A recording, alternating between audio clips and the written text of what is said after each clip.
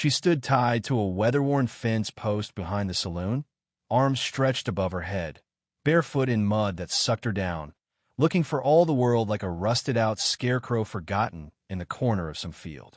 Her dress, if you could call a ragged slip of muslin, a dress clung to her skin, soaked and tattered, her wrists swollen and raw from rope that bit every time she flinched.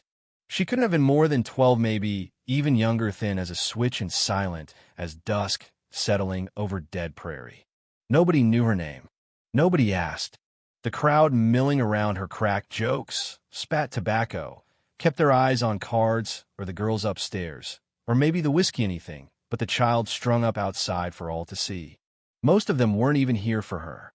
But you know how it goes. When something ugly enough happens right in front of the only saloon in town, curiosity wins out over decency. Some folks looked away, some looked angry, and the worst ones leaned in close, hungry for spectacle. One of those men, chewing on beef jerky, propped himself against a busted hitching post, squinting through the dust. "Gambler's kid," he muttered to nobody in particular. "Her daddy owes every man in this town using her to pay what he can't cover at the table." He sounded tired, not surprised. That was the way of things.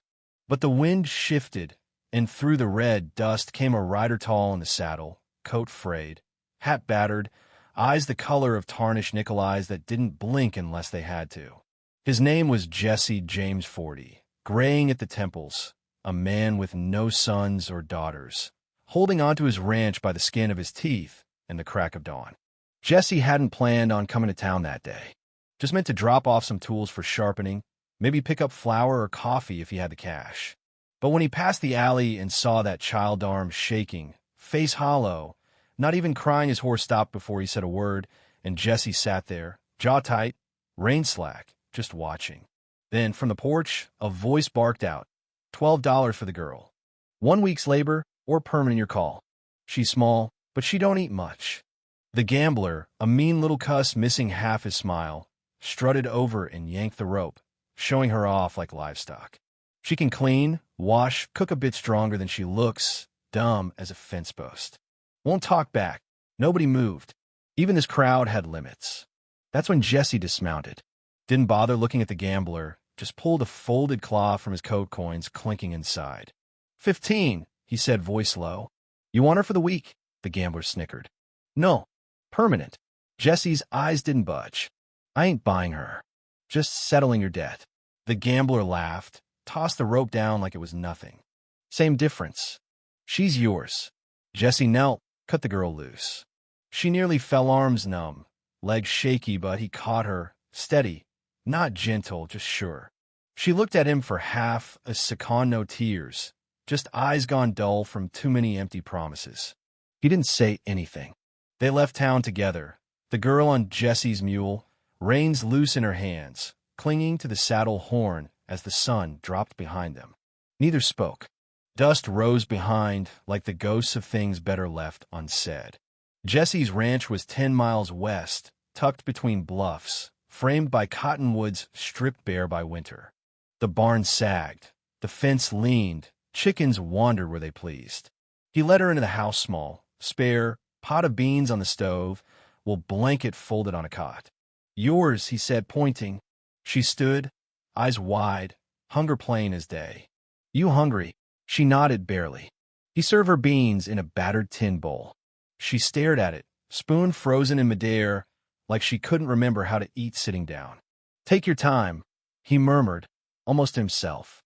She ate slow when the flavor hit. She flinched, not from heat, but surprise. She'd never tasted warm food she didn't have to steal. When she finished, she whispered, "Thank you," voice muffled, thin as floorboards creaking at midnight. He just nodded, checked the fire, lit a lamp. I don't lock doors. You're safe here. She nodded, but her body stayed coiled, waiting for the next blow. Jesse stepped out to tend the mule. By the time he returned, she was curled on the cot, arms wound tight, like she was still tied up. Around midnight, a floorboard creaked. Jesse sat up, hand on his rifle. The girl stood at the edge of the firelight, eyes glassy. Don't lock me in the barn, she pleaded. I won't, Jesse replied, lowering the gun. "I've been locked before," she said. He just nodded. She lay back down. Neither of them slept much that night. Morning came cold and orange, frost on the window, Jesse's hands trembling as he poured water into the kettle. He told himself it was the chill, but even he didn't believe it. She stayed on the cot, eyes fixed on the ceiling, silent, waiting for orders that never came. He split kindling outside, the axe ringing through the canyon like a warning. She stood in the doorway, unsure whether to step out or wait for permission. He jerked his chin toward the coop. Chickens need feeding. Corn's in the sack. She padded barefoot through frost, toes red, did what he asked and nothing more. Afterward, she sat on the porch, knees tucked up, watching the road. Jesse baked bread hard as roof tile most days, but this time it came out soft, golden, the smell filling the cabin. He placed a piece on her plate, dab of honey on the side. "You can eat it," he said. She stared. "All of it, of course. What's it there for?" Her hands hovered. Then she tore off a piece, brought it to her lips. "Should I save some for later?" "There'll be more later." She ate, slowly, always watching him out the corner of her eye. After breakfast, she swept the floor 3 times, scrubbed the stove until it shone, folded her blanket over and over like it might disappear if she let go. Jesse watched, shook his head. "She don't know what to do with warm bread or silence," he muttered. Days passed, then a week. Routine set, Inch trailed him, checking fence lines, carried kindling, never complained. When she tripped and bloodied her knee, he handed her a cloth. "Ain't ashamed to hurt," he said. She nodded, wiped away blood, lips pressed tight. One night, he found her curled under a wheelbarrow by the barn. "Checking for what?" he asked. "If the door locked from the outside." "It don't," Jesse said, crouching beside her. "Nothing here does." She nodded, slept a little closer to the fire after that. Word got around. "Who's the girl?" Neighbor Hank Sutter asked, stopping by the well. "None of your concern," Jesse answered. "Not saying it is. Just strange, that's all." "Strange don't mean wrong," Jesse said, and left it at that. Weeks slipped by. She hummed to herself sometimes, soft and off-key, when she thought he couldn't hear. One morning, she left a dry dandelion on the unmarked grave behind the barn. Later, Jesse asked, "You miss someone?" She said nothing. That night she whispered, "I had a brother." Had. She didn't say more. Spring tried to break through robin's nesting, ice melting, Lena picking up a robin's eggshell and cradling it like treasure. First time she laughed was when Jesse burnt the cornbread to black and muttered, "That loaf died in vain." She tried to hide her smile, but it escaped, and Jesse grinned. "About time. Thought you'd forgot how." Visitors were rare, but one cameo, traveling tinker who used to play card with Jesse. He had the girl. "Hired help." "No," Jesse replied. "Not your kin, neither." "Go inside," Jesse told her. When the tinker pressed, Jesse's voice went cold. "You don't ask about her again." "Ain't my business." "Exactly." That night, Lena asked, "Will you sell me back?" Jesse looked at her, stunned. "What?" "Men buy girls. Sell them again. That's how it works." He set his cup down. "That's not what happened. I saw someone drowning, maybe I was too. I pulled you out. And maybe you pulled me too." She didn't answer. A day later, she handed him a folded paper. "What's this?" "My name. The real one. 4 shaky letters. Lena." Jesse nodded, heart heavy. "All right then, Lena." She smiled for the first time like she finally belonged. Morning brought trouble. Jesse was chopping wood when 3 riders appeared: preacher, deputy, and Caleb Dawes, gambler's kin. "My brother sold you something he had no right to," Caleb spat. "She was chained up. I paid to cut her loose," Jesse replied. "Doesn't change the law," the deputy said. "She's property per wager. She ain't a mule. She's a child. We're not here to argue philosophy. You're harboring stolen property." Lena stepped onto the porch, braids swinging, apron dusted with flour. "Lena, come here," the preacher called. She didn't move. "You belong to our family," Caleb growled. Jesse stepped between them. "She ain't going." Deputy's hand hovered near his gun. "You sure you want to be on record as obstructing law?" "You got 7 days," Jesse said. "Come back with papers or don't come back at all." They rode off, dust choking the horizon, tension thick as rope. "They'll come back, won't they?" Lena asked. "Yes," Jesse said. "Then we got 7 days." He wrote a letter to a lawyer, called in favors, taught Lena to hold a rifle not to shoot, just to know the weight. She practiced sleeping outside, just in case. On the 7th morning, a wagon rattled up no law, just a woman's skin weathered, eyes hollow.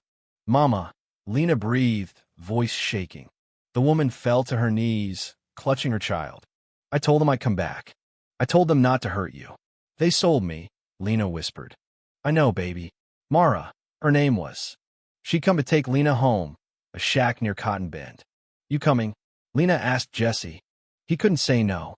They reached the shack by sunset, crooked, patched, tiny, but swept clean. Inside, Lena found a drawing she'd made, a family, a house, the colors faded but still hers. That night, Jesse slept outside, but smoke woke him wildfire on the ridge. "We run," Jesse said, grabbing what little they had. Lena wouldn't leave without her books. Jesse fetched them, running through fire and ash. They made it to a creek, camped under stars. Lena's silent until she said, "The fire took everything again." "Not everything," Jesse answered. Next morning, among the ruins, Lena found her drawing unharmed, held it to her chest, and smiled. "Guess fire didn't win everything."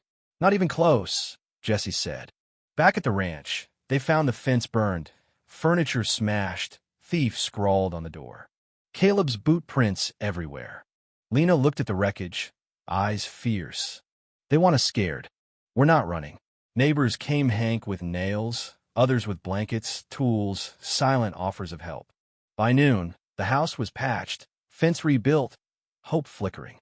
Caleb rode in, tried to taunt them, but Lena stepped off the porch and slapped him hard enough to echo off the hills. "You don't talk about my mother. I don't belong to you." Caleb sneered, but too many men stood behind Jesse. Caleb left, beaten without a fight. That night, Lena asked, "Am I still broken?" Jesse handed her his late wife's carving knife. "It's not about being broken. It's about what you do after." She smiled, not because she was fixed, but because she wasn't hiding anymore. Years later, folks remembered Lena's bread, her laugh, her stubbornness. When she rode into town, folks called her not wild, but worthy. Fire only wins if nothing grows after, and you know what? Sometimes the person you save turns out to be the one who saves you right back. Now tell me, what do you think? Was Jesse right to fight? Was Lena right to stay? Out here, lines blur between law and justice. Let's hear your side. Where's the line between running and standing your ground? Share your thoughts below. Right, wrong, or something in between. Your story matters too.